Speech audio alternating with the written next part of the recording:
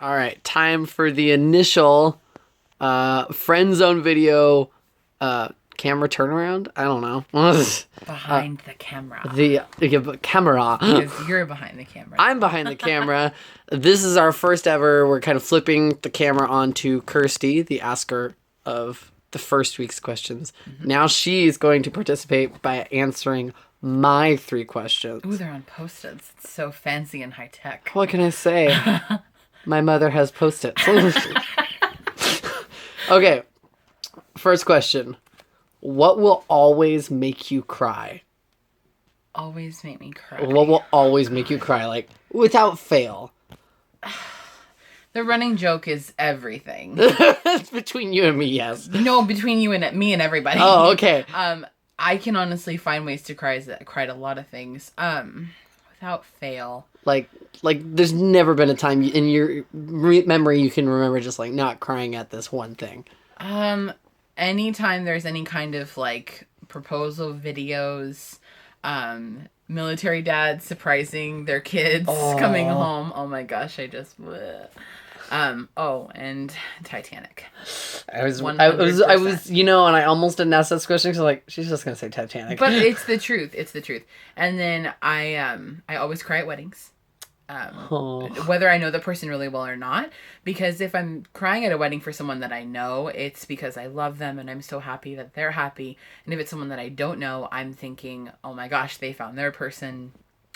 So weddings, Titanic, and everything. Also, Hachi. We're not going to talk about that. Oh my gosh. Richard Gere. All right. So, what is something you used to do that you don't do anymore, but you maybe miss doing? Something I used to do, but I don't do anymore. Oh, this is easy. I miss playing tennis. I miss it a lot.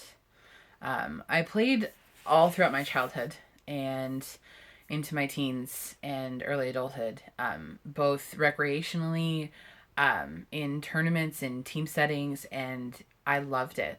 And I don't know really why I stopped. It just sort of, life just sort of kind of took a different turn, and it just stopped being something that I do, but I think about it all the time, and I love it, and I really want to get back to a place where I do it again. I hope to one day see you play tennis again. Yeah, people have seen, and growing up, I was, I guess, like good. They did rankings, and I never felt like I was really good, but I knew that I loved it, and that's why I liked doing it. Not because I was necessarily good at it, but because I loved it. That's really the important thing about a lot of things. Yeah, and it's one of those things I didn't get groomed to do it. I just literally picked up my dad's wooden racket when I was 5 and started hitting balls against the house. So I miss how it feels when I walk onto a tennis court. I feel really just like everything else goes quiet. It's cool. Ooh, I like that. Yeah. All right, you're going to Australia. Yes. Soon in the future, very sooner rather than later. Pretty soon, all things considered. Yes. So now, what is your biggest fear or concern? Biggest fear or concern? Because you're kind of relocating to a different continent. Only kind of. Only in the most technical sense. Yeah, only in the actual sense that I'm really doing it. I mean, financially, obviously, it's a concern to an extent. I'm taking every step I can to not have the finances be a concern, but with this particular decision, I've gone through every phase of emotion that a person can go through. I've gone through the fear phase where I'm like, oh, this is crazy. This is too big for me. I can't do that. I can't handle that. And I've gone through the doubting phase of, oh, that couldn't be right. Like, that's not me. I would never do anything like that. So to be honest with you, I'm not afraid at this point. Fear is the one thing that I'm not feeling right now. Obviously, it makes me anxious to be away from family. But, family is family no matter where you are. And so these past few months have definitely taught me that. But I guess if I have one legitimate fear, it's that they don't have Reese's down there. Reese's peanut butter cups? They don't. It's a thing that Australia has not picked up on yet. But I've heard this thing called Tim Tams, and it kind of makes up for it from what I've heard the rumor is anyway. But I feel like I can give that up and be okay. Really? Not the Huntsman? Oh, and Amazon and Netflix. Oh, maybe I'm afraid of more things than I thought. Like things, like actual things. But like emotionally and mentally, I'm not afraid. That's so great to hear. Not the huntsman spider?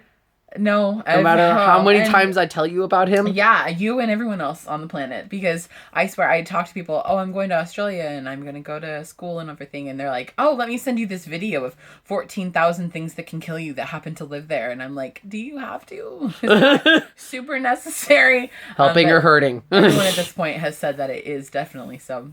Yeah, no, huntsman spider is not a fear of mine, unfortunately.